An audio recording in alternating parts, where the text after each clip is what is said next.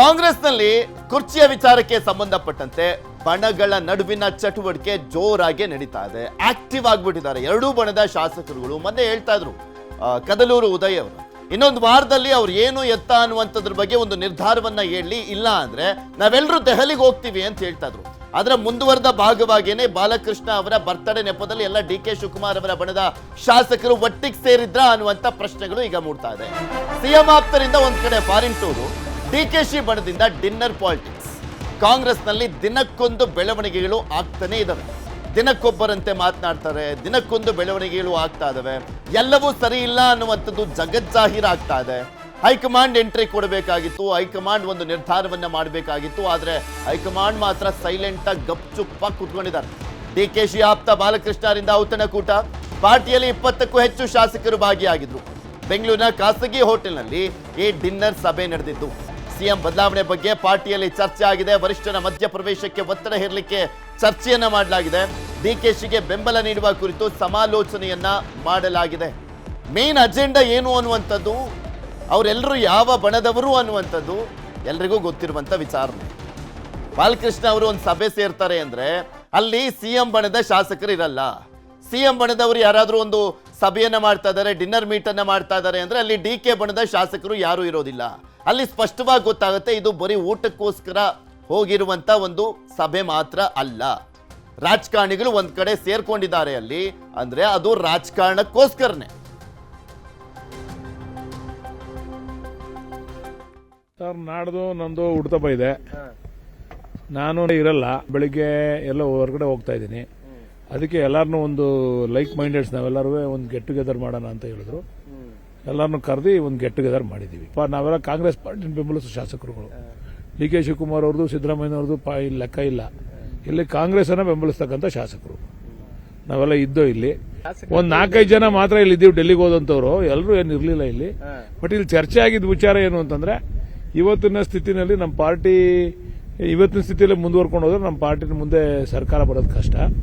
ಏನಾದರೂ ಇದಕ್ಕೊಂದು ಹೈಕಮಾಂಡ್ ಅಂತಿಮವಾದಂಥ ರೂಪವನ್ನ ಎಳಿಬೇಕು. ಅದನ್ನ ಇವತ್ತು ನನ್ನ ಪಕ್ಕದ ಕ್ಷೇತ್ರ ಮಾಗಡಿಯ ಬಾಲಕೃಷ್ಣರವರ ಬರ್ತ್ಡೇ ಊಟಕ್ಕೆ ಕರೆದಿದ್ರು. ಊಟ ಮಾಡ್ಕೊಂಡು ಹೋಗ್ತಾ ಇದ್ದಾರೆ. ಬಹಳ ಜನ MLAಗಳಿದ್ದಾರೆ, ಒಂದು 35-40 ಜನ ಇದ್ದಾರೆ. ಎಲ್ಲ ಊಟ ಮಾಡಿ ಹೋಗ್ತಾ ಇದ್ವಿ.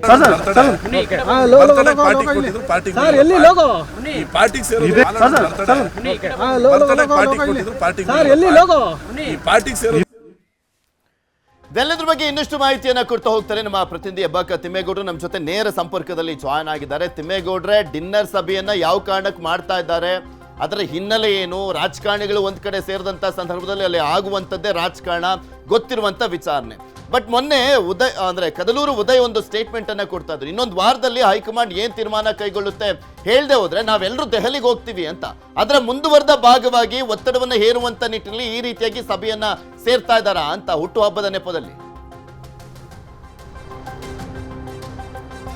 ಎಸ್, ನಿಮ್ಮ ಮಾತು ಅಕ್ಷರಶಃ ನಿಜ ಪೃಥ್ವಿರಾಜ್. ಯಾಕಂತ ಹೇಳಿದ್ರೆ, ಯಾವಾಗ ಹೈಕಮಾಂಡ್ 2.5 ವರ್ಷದ ಬಳಿಕ ಪವರ್ ಶೇರಿಂಗ್ ವಿಚಾರದಲ್ಲಿ ಕ್ಲಾರಿಟಿಯನ್ನು ಕೊಡದೇ ಇರತಕ್ಕಂಥ ಹಿನ್ನೆಲೆ ಸಹಜವಾಗಿ ಡಿ ಕೆ ಶಿವಕುಮಾರ್ ಅವರ ಬಣ ಅಸಮಾಧಾನವನ್ನಗೊಂಡಿದೆ.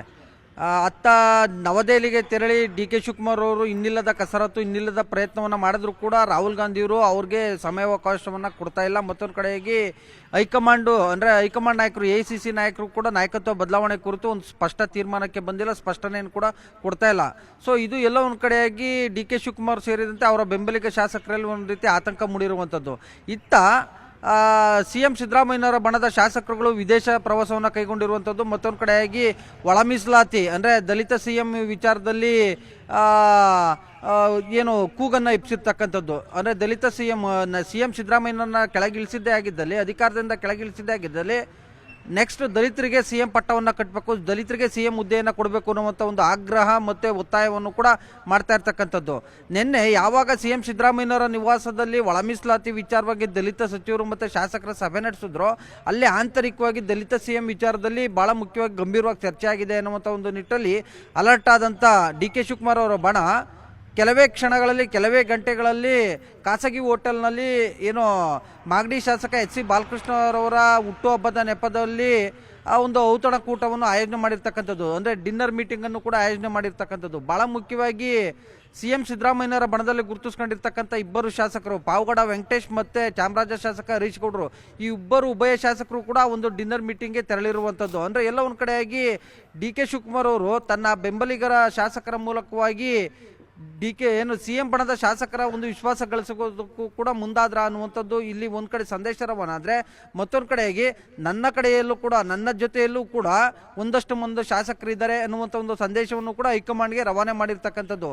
ಯಾಕಂತ ಹೇಳಿದ್ರೆ ಕದ್ಲೂರು ಉದಯ್ ಅವರು ಮತ್ತೆ ಮಂಡ್ಯ ಶಾಸಕ ಗಣಿಗ ರವಿ ಸೇರಿದಂತೆ ಡಿ ಕೆ ಶಿವಕುಮಾರ್ ಅವರ ಬೆಂಬಲಿಗ ಶಾಸಕರು ಹೈಕಮಾಂಡ್ ಮೇಲೆ ತೀವ್ರ ಒತ್ತಡವನ್ನು ಏರ್ತಾ ಇದ್ರು. ಅಂದರೆ ಡಿ ಕೆ ಶಿವಕುಮಾರ್ ಅವ್ರನ್ನ ಸಿಎಂ ಮಾಡ್ತೀರಾ ಇಲ್ವಾ, ಒಂದು ಕ್ಲಾರಿಟಿ ಬೇಕು ಅಂತ. ಒಂದೇ ಹೆಜ್ಜೆ ಮುಂದೆ ಹೋದಂಥ ಕದ್ಲೂರು ಉದಯ್ ಅವರು ಇನ್ನೊಂದು ವಾರದಲ್ಲಿ ಹೈಕಮಾಂಡ್ ತೀರ್ಮಾನವನ್ನು ಕೊಡಬೇಕು, ಅಂದರೆ ಕ್ಲಾರಿಟಿಯನ್ನು ಕೊಡಬೇಕು ಅನ್ನುವಂಥ ಒಂದು ಒತ್ತಾಯವನ್ನು ಕೂಡ ಮಾಡಿದ್ರು. ಸೊ ಹೀಗಾಗಿಯೇ ಅದರ ಒಂದು ಮುಂದುವರಿದ ಭಾಗವಾಗಿ ಹೈಕಮಾಂಡ್ ಮೇಲೆ ಒತ್ತಡವನ್ನು ಏರುವಂತ ನಿಟ್ಟಿನಲ್ಲಿ ಹೈಕಮಾಂಡ್ ಮತ್ತೊಂದು ಇಂಟ್ರೆಸ್ಟಿಂಗ್ಲಿ ನೋಡೋದಾದ್ರೆ, ಇದುವರೆಗಿನ ಬೆಳವಣಿಗೆಗಳನ್ನ ಗಮನಿಸೋದಾದ್ರೆ ತಿಮ್ಮೇಗೌಡ್ರೆ, ಈ ಒಂದು ವರ್ಷದ ಅಂತರದ ಸಂದರ್ಭದಲ್ಲಿ ದಲಿತ ಶಾಸಕರು ದಲಿತ ಸಚಿವರುಗಳು ಒಂದೆಡೆ ಸೇರಿ ಒಂದು ಡಿನ್ನರ್ ಮೀಟಿಂಗ್ ಅನ್ನ ಕರೆಯುವಂತ ಸಂದರ್ಭದಲ್ಲಿ ಅದಕ್ಕೆ ಹೈಕಮಾಂಡ್ಗೆ ಒತ್ತಡ ಹಾಕಿ ಬ್ರೇಕ್ ಹಾಕಿಸುವಂತ ಪ್ರಯತ್ನವನ್ನ ಮಾಡಿದ್ರು ಡಿ ಕೆ ಶಿವಕುಮಾರ್ ಅವರು.